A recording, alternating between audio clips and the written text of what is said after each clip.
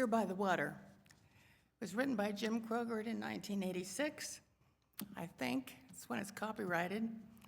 I don't know when I first heard it or when we started singing it here at New Creation, but it has always been meaningful to me. Here by the water, I'll build an altar to praise you out of the stones that I've found here. I'll set them down here, rough as they are, knowing you can make them holy.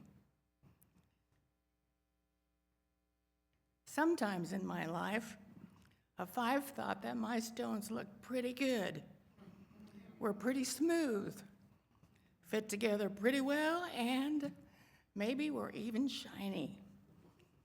I looked like a good person to myself and to others. And then I began to see some of the cracks and rough edges of my stones due to inner wounds and other things, and saw their effect on those I love and those I worked with. So knowing God could do something with that was very healing and hopeful. And there have been some encounters with God that have been surprising and joyful. The second verse, a yearning kept on returning to move me down roads I'd never have chosen, half the time frozen, too numb to feel.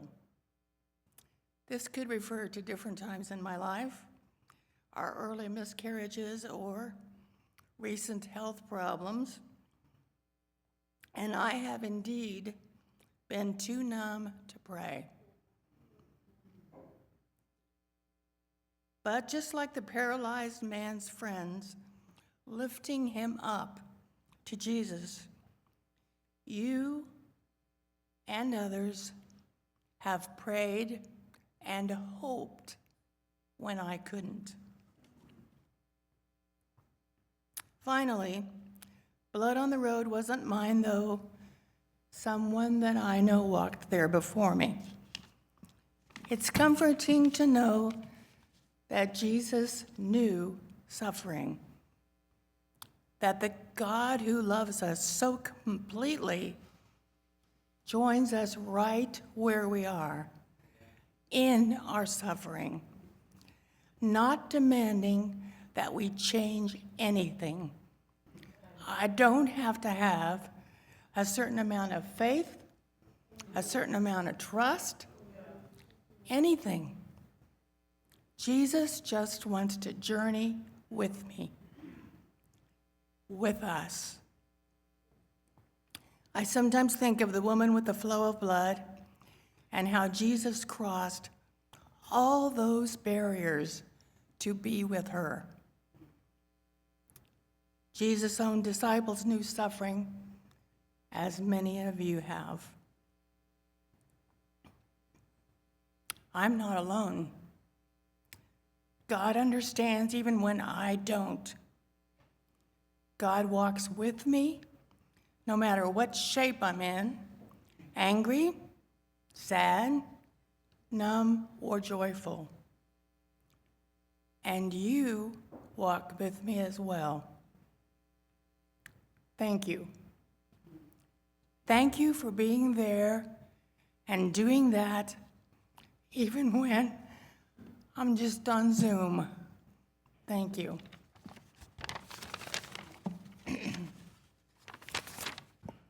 Okay.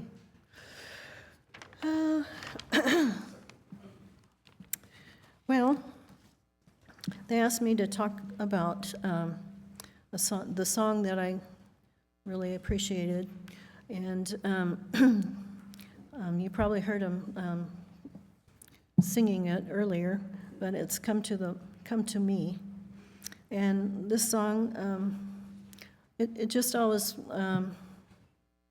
whenever I was kind of down or something like that, I always thought of getting my song out.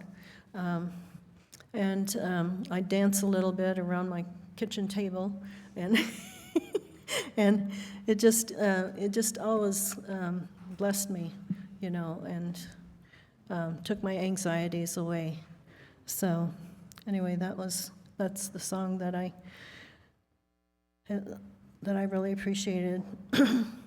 And so anyway, one time when I was at Fellowship of Hope, I was a member of a Christian community there. I was looking at some books on anyway, I noticed that this one magazine, Sojourners, had an ad inviting families to come to their home. They had a small Christian community starting, and they wanted to welcome people to their home. And so anyway, because of that, I always had a desire to go and see the monks of Western Priory, and this is one of those hymn books that they've made. They say it's Songs of Openness and New Life by the monks of Western Priory, and they're located in Vermont. And so anyway, so I got a little excited, and I decided to call this family, and I got a hold of them, and they said, well, yeah, you could come stay with us for a week. and I didn't have anybody else to go with. That was kind of a little bit of a lonely time, but I took my cross-country skis along, and and I went by train up to anyway, I went on the train, and Becky Wanger's sister, Anne, she suggested that maybe I could go to Boston and stay with her cousin. So I got that arranged, and everything just kind of, went together. And so I was able to go to Boston, and then the family that I was going to stay with came and took me by train, and they took me to their home in Connecticut. It was a beautiful, beautiful farm. They had,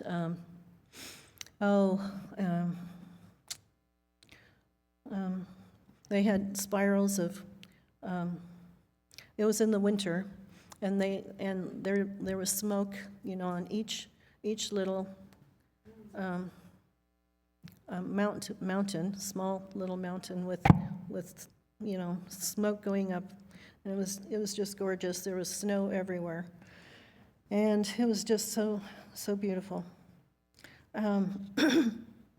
So when I got to their home, they seemed a little bit nervous, having me around, and they had 2 small children to take care of, and he had cancer, and he did a lot of exercise, like chopping wood to try to, help his cancer, and so I just quietly, stayed in my room, and I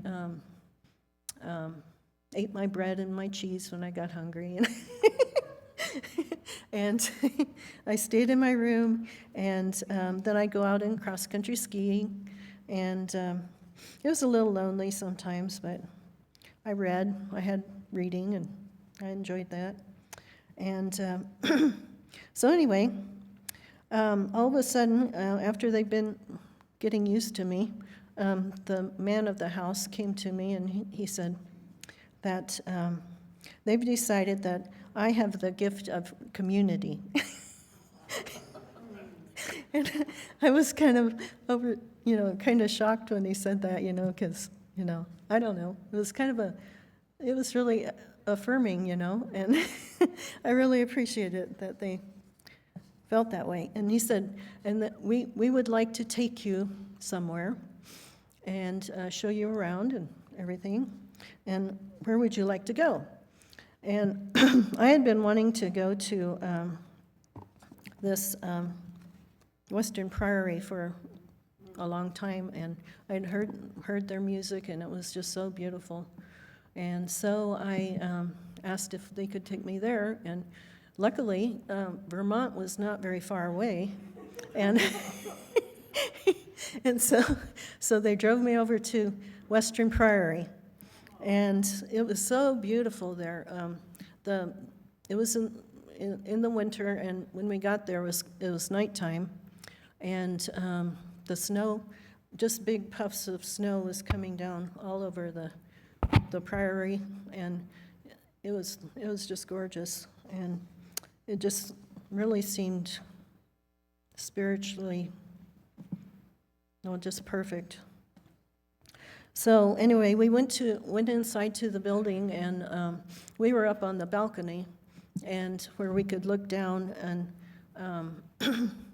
and then when the monks were ready to come and sing their songs, they came in their robes, and you can look back here if you turn around.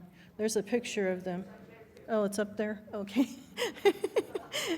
Anyway, they had just a really beautiful, dance that they did, and then they, they sang their songs, and it was just really beautiful. And so that was really a special time. And anyway, I guess every time I listen to Come to Me, I think of that, and I think of the beauty that was there, and it was a real spiritual time for me.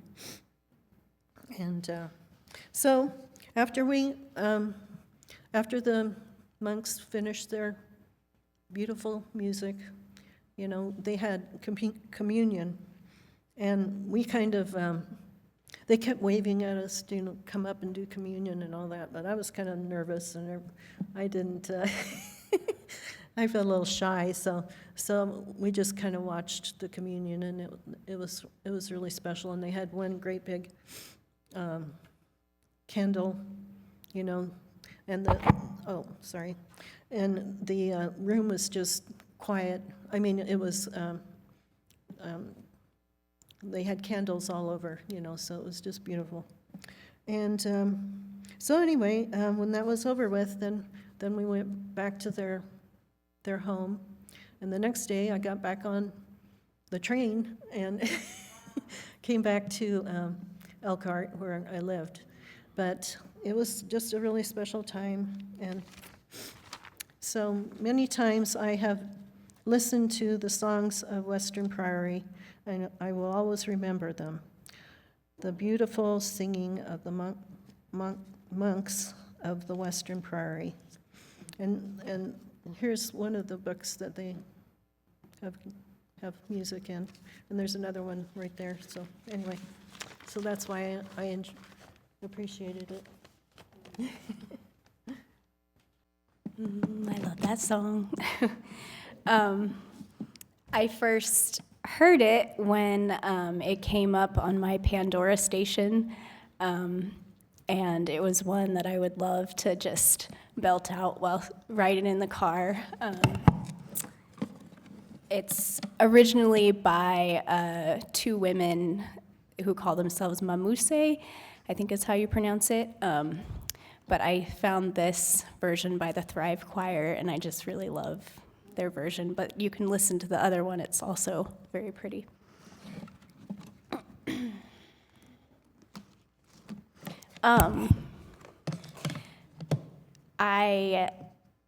Last time we did the song sharing, I was really inspired by all the people who shared and just the songs that they had, and I was like, ooh, if we do that again, I really want to share. And so I went home and I was like, ooh, this is the song I want. And even now, things have changed for me, and facing a terminal diagnosis,